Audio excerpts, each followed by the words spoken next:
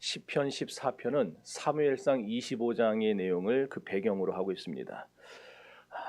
이스라엘은 물론이고 또 다윗의 절대적인 지지자요 영적 지도자였던 사무엘 선지자가 죽었어요. 13년의 세월 동안 사울 왕에게 쫓겨다니면서 날마다 생사의 갈림길에서 사느냐 죽느냐 시간을 보냈던 다윗에게 있어서 자기의 단단한 버팀목이 되었던 사무엘의 죽음의 소식은 청천벽력과도 같았던 충격이었습니다. 그나마 사무엘이 살아있을 때는 기댈 때라도 있었어요.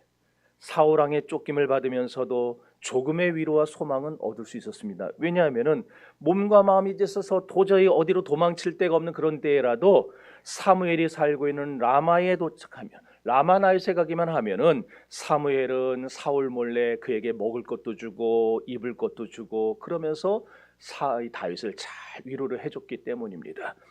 그뿐입니까? 다윗을 위해서 늘 안내해주고 기도해주고 함께해 주었던 사람입니다. 그런 사무엘이 죽은 거예요. 여러분 주변에 그런 사람이 한 분 있었는데 돌아가셨다고 생각을 해보세요. 어떤 마음이겠는가?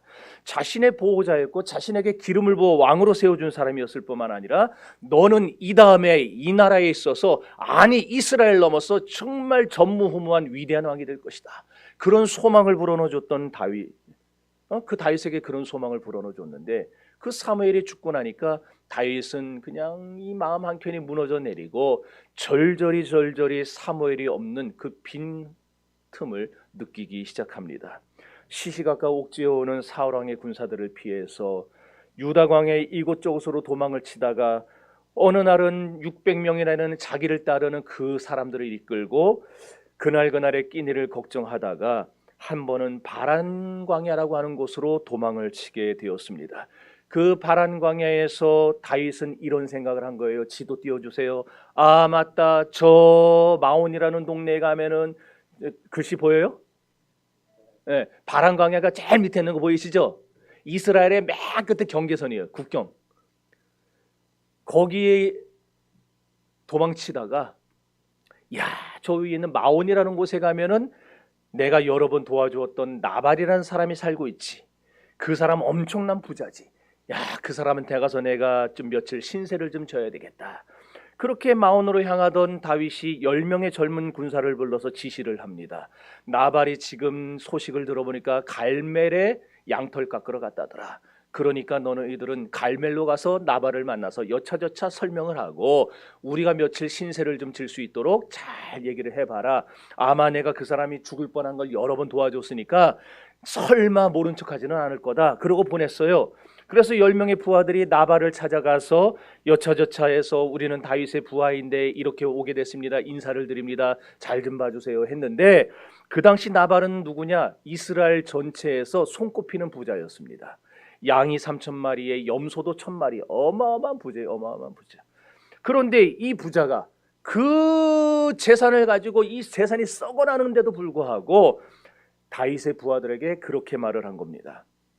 내가 어디서 온 줄도 모르겠는 근본 없는 다윗이라는 놈에게 왜 아까운 음식을 나눠줘야 하느냐?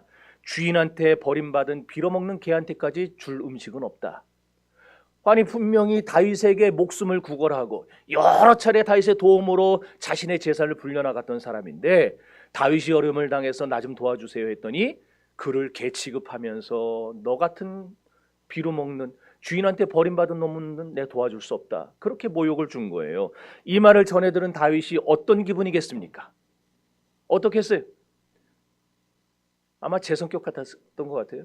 당장 나발을 죽이겠다고 군사를 끌고 쳐들어가고 있는 거예요. 이 소식을 나발의 부인 되는 아비가일이 듣게 됩니다. 급해졌어요. 막 급하게 그냥 떡도 하고 빵도 찍고 막 여러 가지 음식물을 챙겨가지고 다윗을 만나러 나와서 그 앞에 무릎을 꿇고 엎드립니다. 제발 고정하세요, 고정하세요. 나발이라는 이름의 뜻이 뭡니까? 어리석은 사람이라는 뜻 아닙니까? 그 이름대로 진짜 어리석은 짓을 한 건데 우리 다윗 장군님께서 좀 불쌍히 여겨달라고 용서해달라고 걸어가면서 막 사정사정을 하니까 다윗이 아비가일의 얼굴을 봐서 군사를 돌이켜 돌아가게 됩니다. 그것이 사무엘상 25장에 나온 내용이에요. 여러분 나발은요 부패와 권력을 일삼으면서 쾌락을 일삼으면서 살던 어리석은 사람의 대명사로 등장을 합니다. 하나님이 없는 것처럼 무신론적인 사고에 젖어 살던 사람의 대명사입니다. 그런데 나발만 그런 게 아니라 그 당시 백성들 또한 나발처럼 사울왕 밑에서 하나님 없이 살면서 온갖 무신론적인 행태와 잘못된 생활을 하며 살아가고 있었다는 것입니다. 다윗은 그런 나발을 보면서 또한 이스라엘 백성들의 무신론적인 모습을 보면서 그들의 이런 비참한 영적 상태를 생각할 때에 너무너무 안타까웠어요. 그래서 어느 날 그가 시를 하나 쳐서 노래를 짓게 됐는데 그게 바로 우리가 오늘 공부하는 시편 14편입니다. 여러분, 나발은 말씀드린 대로 이름부터가 나발, 어리석은 사람이라는 뜻입니다. 오늘 본문 1절에 이렇게 얘기합니다. 어리석은 자는 그 마음에 이르기를 하나님이 없다 하는도다.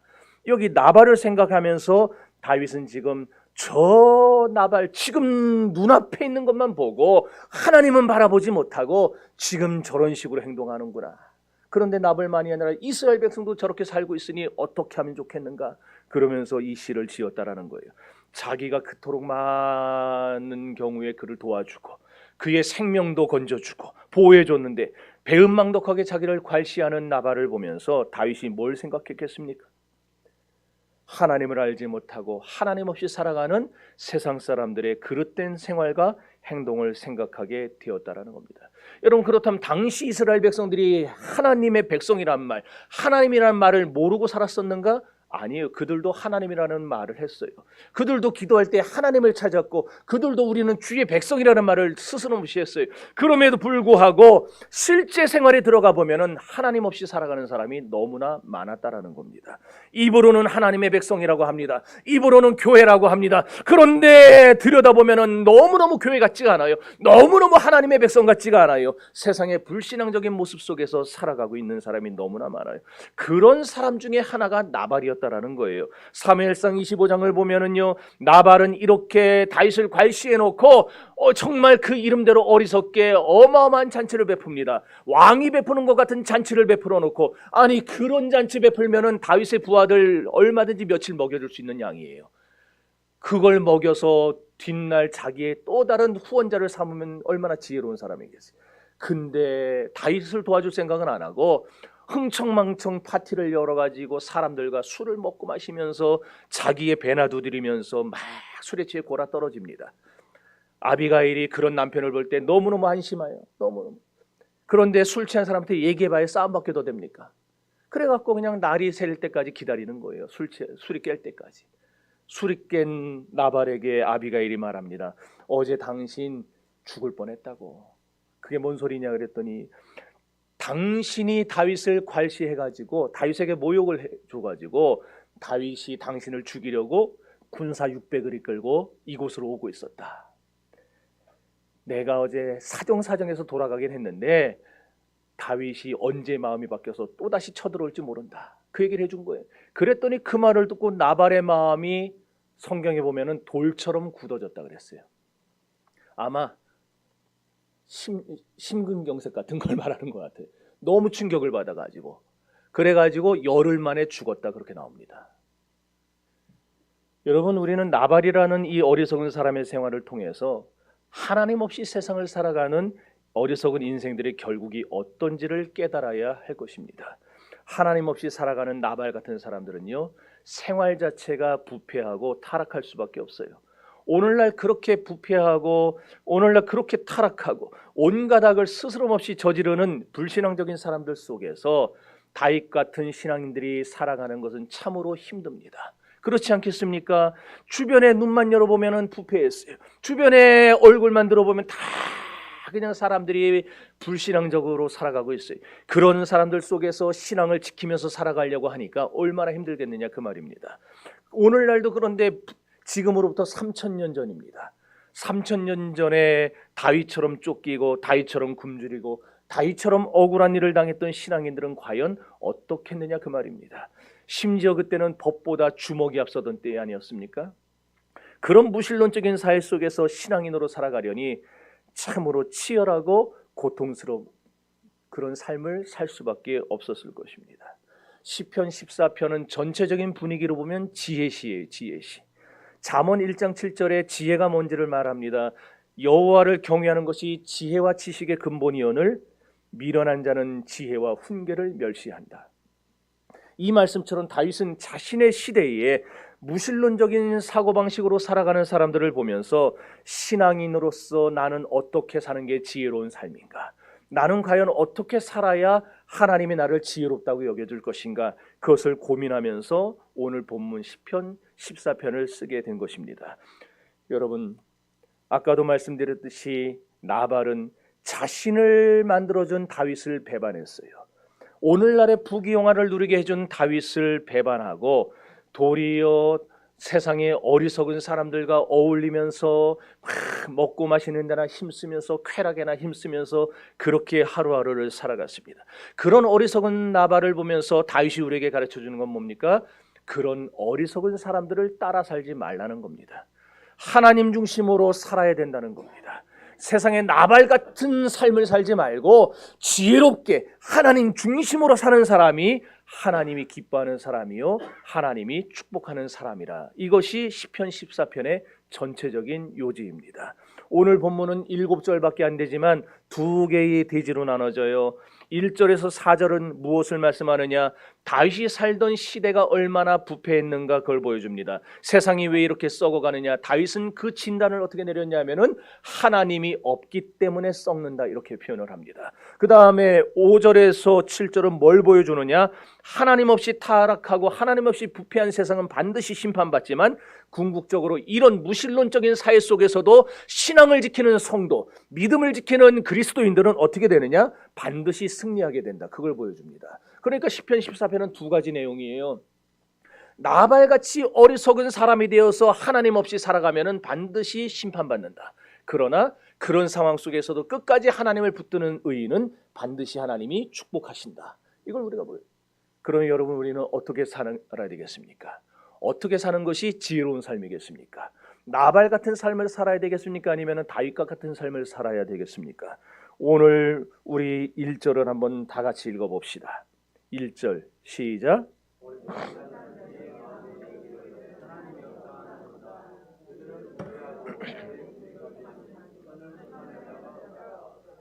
여기 보면은 어리석은 자는 그랬는데 어리석은 사람이란 지혜가 부족한 사람을 말하는 게 아니에요. 여기서 말하는 1절의 어리석은 사람은 하나님이 없다고 생각하는 사람을 말합니다. 그러니까 무신론자들, 무신론적인 생각을 가진 사람들, 좀 더 분석하면 외면적으로는 하나님을 부인하고 의로운 자의 생명을 위협하고 말씀에 근거한 가치 기준이 없이 제 하고 싶은 대로 사는 사람들, 내가 먹고 싶으면 먹고 가고 싶으면 가고 하고 싶으면 하고 그렇게 자기 생각대로 사는 사람들을 여기서 어리석은 자라고 그러는 거예요. 두 번째로 내면적으로는요, 하나님과의 언약 관계에 있지 않은 불신자를 말합니다. 여러분, 유대인들은 하나님과 언약 맺은 사람들 아니에요? 그렇잖아요. 아브라함을 통해서 언약을 맺었잖아요. 그러면은 이렇게 겉만 보면은 유대인들은 무신론자예요? 아니에요?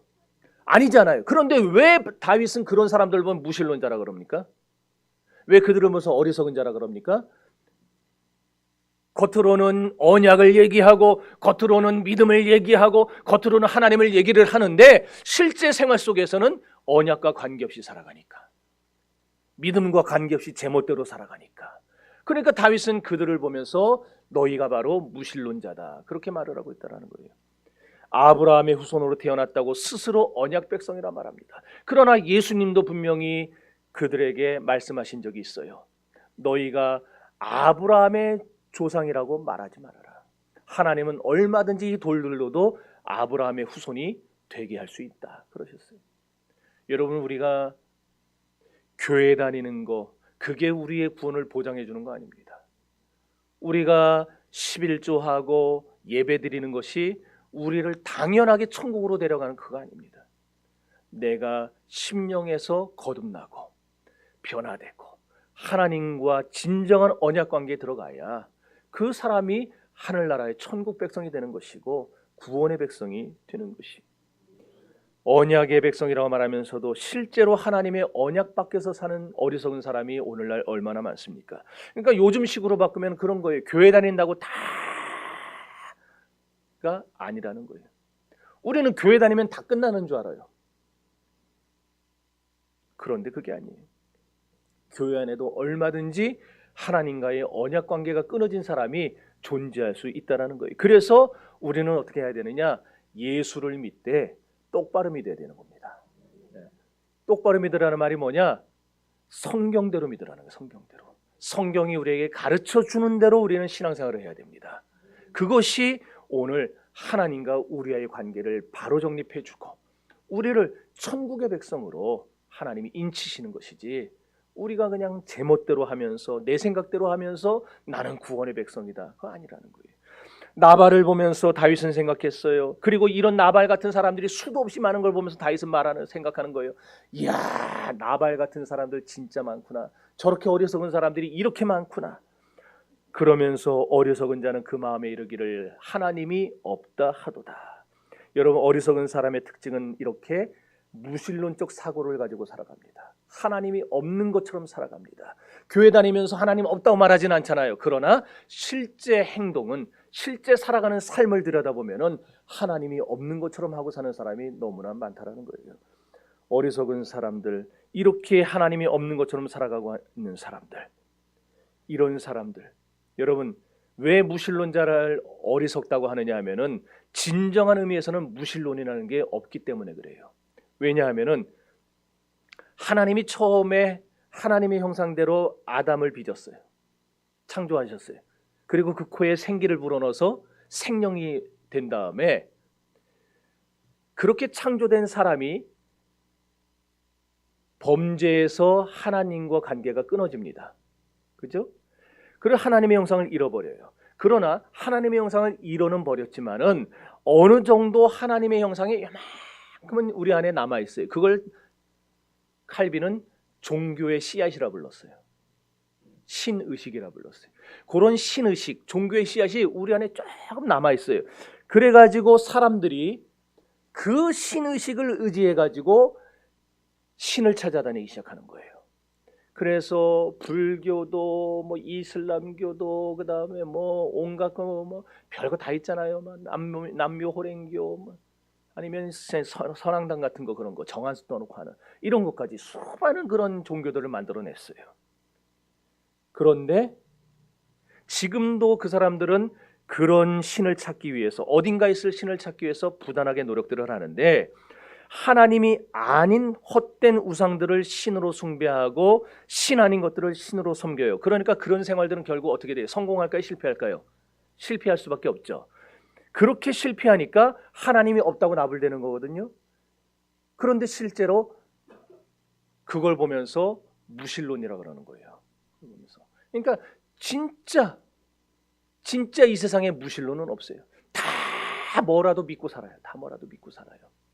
자기들이 하다가 벽에 부딪히고 문제가 생기니까 하나님도 없다 그러는 것뿐이지, 그러나 실제로 그들은 그 자신들의 어리석음을 드러낼 뿐이에요. 철학 같은 게 그런 거죠. 철학 같은 게.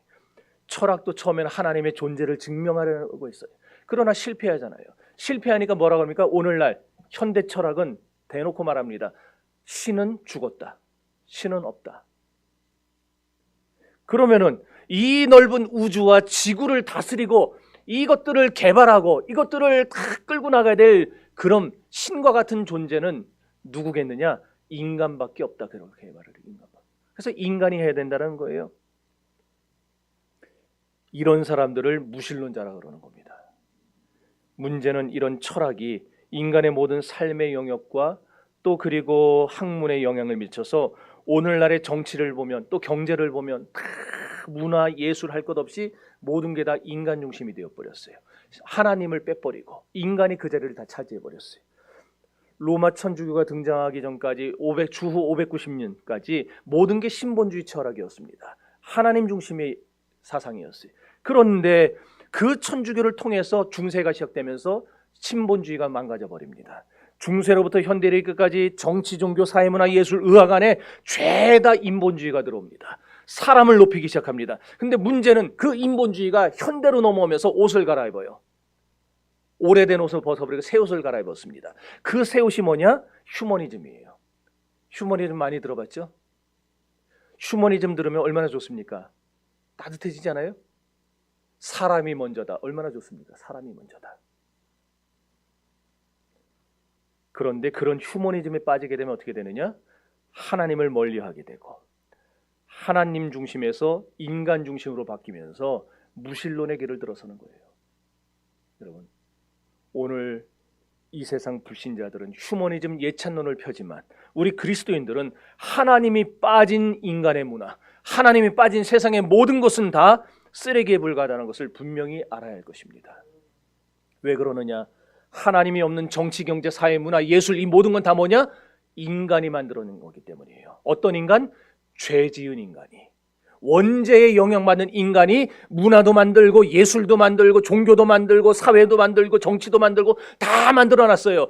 죄를 지은 인간이 그것들을 만들어놓으니까 결국 정치, 사회, 문화, 종교 모든 것들이 다 죄의 소산이 돼버리는 거예요. 그러므로 우리는 이런 것들로 인간을 이롭게 하고 이런 것들로 인간의 생활을 편안하게 만들어준다고 하는 그런 잘못된 생각을 우리 머릿속에서 다 빼버려야 됩니다. 이 세상이 진짜 제대로 가려면, 이 세상에 진짜 여러분이 바라는 그런 행복한 삶으로 나아가길 바란다면 이 세상의 모든 것들은 다 하나님이 중심이 되어야 됩니다. 아멘이 벌써 없잖아요. 아멘이 다 휴머니즘에 젖어가지고. 할렐루야. 여러분, 하나님이 있는 사람과 없는 사람은 하늘과 땅 차이입니다. 1절에 여기 보면은 다시 보세요. 어리석은 사람들은 그 마음에 이르기를 하나님이 없다 하도다. 그들은 부패했다 그랬죠. 부패했다. 부패했다는 말은요, 썩었다라는 말이에요. 심령이 상했다. 그러니까 하나님이 없다고 하는 무신론 사회는 다 썩었다는 말입니다. 창세기 6장에 노아 시대의 모든 혈육 있는 자의 행위가 폐괴했다라고 그랬는데 폐괴했다는 말이 썩었다는 말이에요.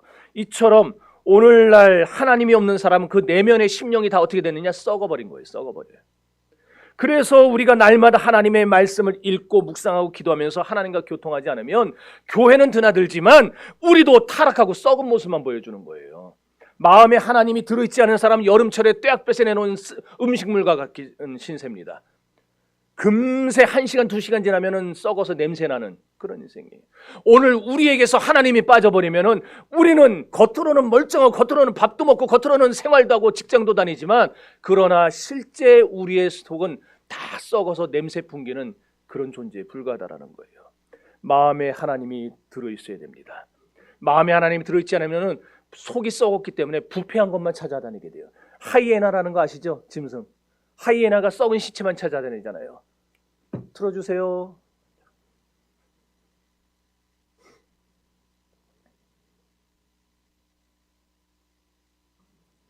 저게 하이에나예요. 저 썩은 시체만 찾아요. 썩은 시체만. 마찬가지로 사람도요, 우리 마음속에 성령이 들어있지 않으면, 하나님이 들어있지 않으면 뭘 찾아다니냐? 세상에 냄새나는 것들 찾아다닙니다. 썩은 것들만 주구장창 찾아다니는 거예요. 썩어 없어질 돈 찾아다니고, 썩어 없어질 명예 찾아다니고, 썩어 없어질 권력 찾아다니고. 아주 오늘 아침에 여기서 그냥 2번에 나 아주 노이로에 걸릴 뻔했어요. 설교 준비하다가. 참 목사가 돼가지고 창문 열고 뭐라고 할 수도 없고.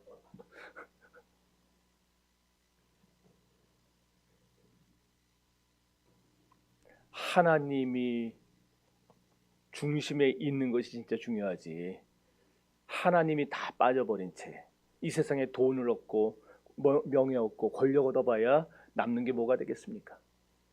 여러분, 하나님만 여러분 마음에 모시고 살 수 있기를 바라요. 그래야 하나님이 우리를 컨트롤할 수가 있어요. 성령이 우리 안에 계셔야 성령이 우리를 이쪽으로 가라 그러면 그쪽으로 가고, 저쪽으로 가라 그러면 저쪽으로 가고 그러는 것이지, 이 안에 하나님이 계시지 않으면은 내 마음대로 하는 거예요. 이렇게 내가 하고 싶은 거 다 하고, 먹고 싶은 거 다 먹고, 가고 싶은 거 다 가고, 그렇게 되면 어떤 현상이 생기느냐? 따라합시다. 그 행실이 가증하도다. 여기 오늘 본문 말씀이 그렇게 말하고 있어요. 가증하다. 여기 가증하다라는 말은 뭐냐면 지독하게 미워한다는 거예요. 그러니까 우리가 하나님이 없이 내 맘대로 먹고 마시고 즐기고 세상의 것을 찾아다니면은 하나님은 그런 우리를 보면서 어떻게 생각하시느냐? 지독하게 미워한다는 거예요. 지독하게 미워한다. 또 그 다음에 계속해서 보면은 선을 행하는 자가 없다. 1절 마지막에 선을 행하는 자가 없다. 이 말은 뭐냐면은 윤리적으로 도덕적으로 정신적으로 부패해가지고 하나님이 증오하는 일들만 하다 보니까 하나님의 뜻을 따라 살려는 사람은 없고 믿는 사람을 볼 수 없다. 그 말이에요. 선을 행하는 자가 없다 그 말이. 그러니까 이렇게 하나님이 없는 사회에서 신앙인들이 숨을 쉬기 쉬운가? 신앙인들이 숨을 쉬며 살 수 있는가? 그게 어렵다 그거죠.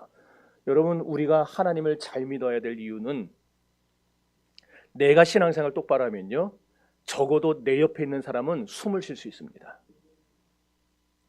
내가 믿음의 가장이 되고 내가 하나님 앞에 똑바로 신앙생활하면은 적어도 내 아내, 내 남편, 내 자녀들은 내 그늘 아래서 숨을 쉬어요. 숨통이 튀어요. 그러나 내가 예수 똑바로 믿지 못하면은 신앙적으로 살려고 하는 아내와 남편과 자녀와 부모들, 그 사람들이 고통을 받을 수밖에 없어요. 왜? 내게서 자꾸 썩은 냄새가 나가니까, 자꾸 부패한 냄새가 나가니까 그들이 고통을 받는 거예요. 2절과 3절 읽어보세요. 시작.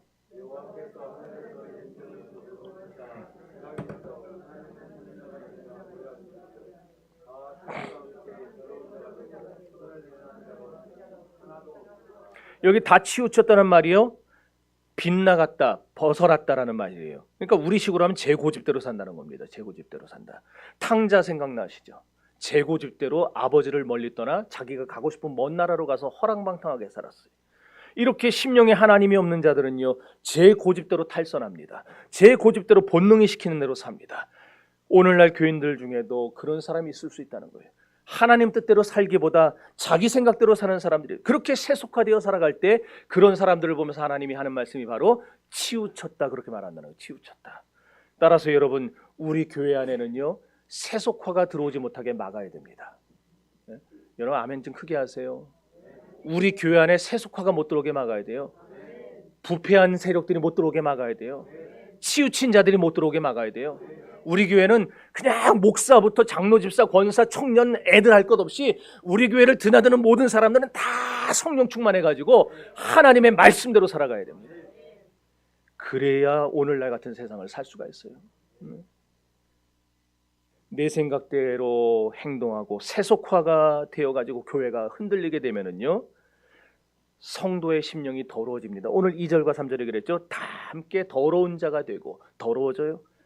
그리고 가증한 인생이 되고 마는 거예요. 하나님은 지금도 하늘에서 보고 계세요. 뭘 보고 계신다 그랬어요? 인생을 굽어 살피시는데 지각이 있어서 하나님을 찾는 자가 있는지 보고 계신다 그랬어요. 그러니까 지금 하나님이 오늘 주일날 22일 주일날 아침에 전국 대한민국에 있는 모든 교회가 지금 5만여 교회가 다 예배를 드리고 있을 텐데 그 교회들을 하나님이 지금 보고 계시는 거예요. 딱 지금.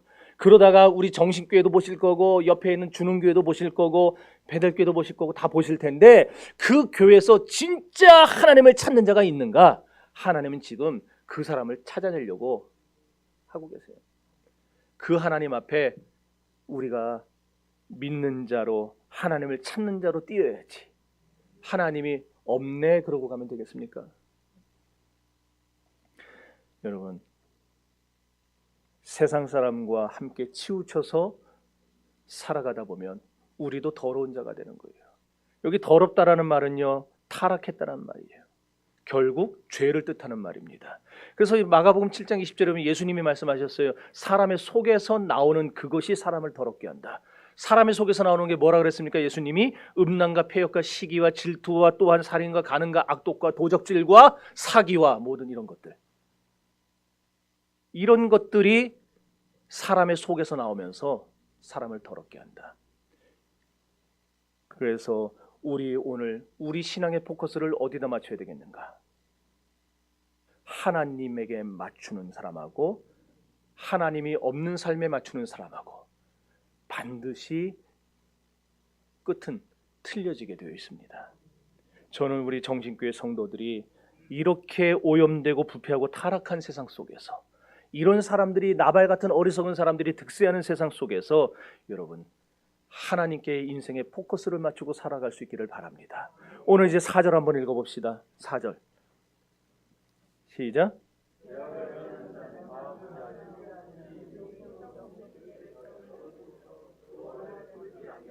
여러분, 죄에 오염되고 부패하고 타락한 사람의 특징이 뭐냐? 하나님을 부르지 않아요. 하나님을 찾지 않는다는 거예요.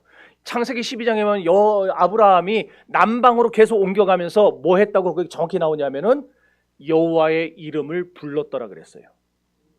여러분, 믿음이 있는 사람은, 하나님을 의지하는 사람은 하나님의 이름을 부르게 되어 있어요.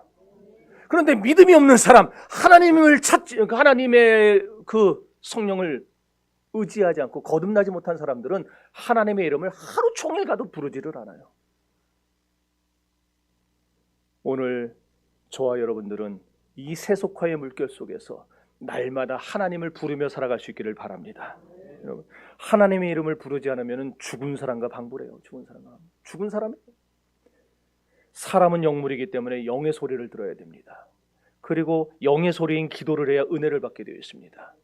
그래서 기도 안 하면은요, 아무리 해도 은혜 받기 힘들어요. 말씀 안 보면은 아무리 해도 은혜 받기 힘들어요. 그래서 여러분, 말씀 보고 기도하는 거, 제가 이번에 신방하면서 다 확인을 하고 다니는데, 성경 100일 동안에 한 번 읽어라 그랬을 때보다 200일 주니까 더 안 읽더라고요. 지금 다들 아유 뭐 괜찮네 이러면서 하는 것 같아요. 네? 그래서 야, 이게 사람은 이게 틈을 주면 안 되겠구나. 여러분, 말씀 보시기 바래요. 기도하시기 바래요. 네. 그래야 우리가 은혜 받지, 윤리 얘기하고 도덕 얘기하고 거기에는 은혜 없어요. 제가 맨날 여기서 이 자리에서 세상 얘기하고 윤리 얘기하고 세상 간증 얘기하고 그러면은요, 처음엔 좋을지 몰라도요, 한 달, 두 달도 안 돼서 여러분 싹 다 영 다 죽어버려요. 여러분, 영적인 음성이 들려야 눈물이 쏟아지는 겁니다. 그래야 감동이 되고 힘이 생기고 은혜 받는 거예요. 여러분, 다시 말하지만 하나님의 이름을 부르지 않으면 그 심령은 죽은 심령이 됩니다. 죄란 죄는 다 관여하게 되고 더러운 생활을 하게 되고 신앙생활을 하는 척 하는데 실제로는 세속주의로 치우쳐서 제 마음대로 살아가고, 이런 상태를 마태복음 7장 36절에서 예수님이 한마디로 정의하셨습니다. 모래 위에 집을 세운 어리석은 사람 같으니라 그랬어요. 여러분, 하나님 없이 사는 사람, 무신론적인 생각을 갖고 사는 사람, 돈만 있으면 되고 권력만 있으면 된다고 생각하는 사람은요, 모래 위에 집을 지은 사람입니다. 결국 언젠가는 무너질 때가 반드시 옵니다.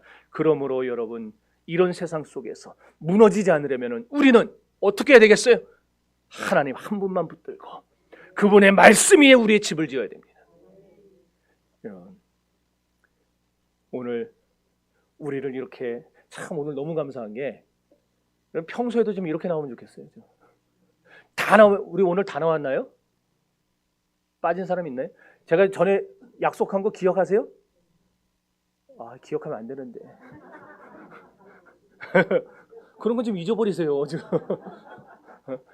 한 분도 안 빠지고 다 나오면 100% 다 나오면 제가 떡 내겠다 그랬어요. 오늘 빠졌죠? 다행이네. 다음에 다시. 야, 평소에 이렇게만 나오면 진짜 제가 지금 눈 이렇게 핏줄 터진 거 보여요? 어제 딱 마지막 지 신방하는데 팍 터지더라고요. 그래도 여러분 다 나면 내가 다 업고 다닐 수 있어요. 자, 이제 정리합시다. 여기 이제 7절 한번 읽어보세요. 7절. 6절. 시작.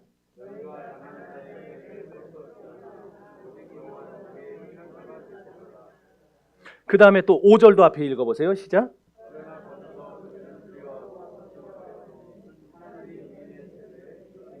여기 하나님이 의인의 세대에 계신다, 이 말은 뭐냐면은, 이 세상 사람이 아무리 하나님이 없다고 큰 소리치고 무신론적으로 살아도 하나님을 믿는 사람들, 하나님의 백성들하고 언제나 함께 하신다, 그 말이에요. 여러분, 오늘 우리 정신교회 성도들과 함께 하시는 하나님을 경험하시기 바랍니다.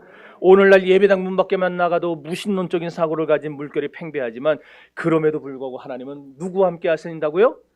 여러분과 함께 하신다고요. 여러분과. 이것이 오늘 저와 여러분의 행복입니다. 이것이 오늘 저와 여러분의 기쁨입니다. 하나님이 나와 함께 하신단다. 이것보다 큰 행복이 없어요. 그 왜 그러냐? 6절을 다시 읽어보세요. 6절 시작.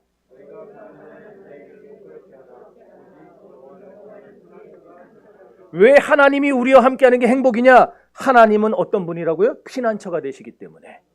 하나님은 우리의 피난처세요. 또 7절 읽어보세요. 시작.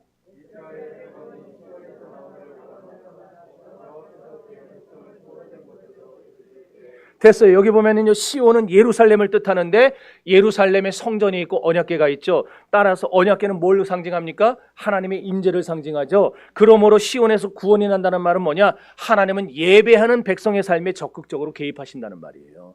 그러니까 오늘 여기서 여러분 지금 뭐 하고 있어요? 예배하고 있죠. 예배하고 있잖아요. 그러니까 하나님은 예배하는 사람의 삶에 개입한다고 했으니까 누구의 삶에 개입하겠다는 거예요? 내 삶에. 여러분의 삶에 개입하시는 거예요. 오늘 하루도 하나님이 여러분에게 개입해 주시고 내일도 개입해 주시고 이렇게 일주일 내내 여러분의 삶에 개입해 주시는 하나님. 그리고 문제가 터지고 어려움이 터지면 하나님은 어떤 하나님이 된다고요? 아까 피난처가 되어 주시고. 그래서 이 하나님을 나의 하나님으로 삼는 사람은 복이 있다 그러는 거예요. 이 하나님. 여러분, 이 하나님을 여러분 모시고 살아가는 한 주간 되기를 바랍니다. 나발과 같은 사람은요 결국 무너지게 되어 있어요. 그러나 다윗 같은 사람은요 결국 하나님이 함께 하시고 피난처가 되어 주시고 성공하게 하시고 일으켜 주십니다. 저는 우리 정신교회 성도 모든 분들이 지금 이 세상은요 달도 없는 캄캄한 밤과 같아요. 지금 뭐 여러분 가로등도 있고 그러니까 느낌이 안 나겠지만 시골 가보세요. 논두렁 뚝 걸어가는데 아무것도 없어요. 아무것도 없어. 다 오로지 달빛에 의존해서 걸어가야 되는데 달도 안 비쳐요. 얼마나 두렵고 무섭습니까? 요 앞에 뭐가 있을지도 모르고. 지금 세상은 그런 세상이에요. 그러나 그런 세상 속에서 여러분이 한 줄기의 별과 같은 빛들이 되길 바랍니다. 그래서 여러분이 바로 요 앞을 비춰줘 가면서 날 따라오라고 여기로만 따라오면 된다고. 그래서 우리가 한 걸음 한 걸음 예수님께로 인도해 줄 수 있는 그런 인생들이 될 수 있기를 바랍니다. 이 하나님이 이 한 주간 여러분과 함께 하시기를 바라고, 이 하나님을 믿는 여러분 되시기를 바라고, 이 하나님으로 인해서 이 한 주간 하나님이 주시는 축복 속에 승리하는 여러분들과 여러분의 가정이 되시기를 주의 이름으로 축원합니다. 다 같이 기도합시다.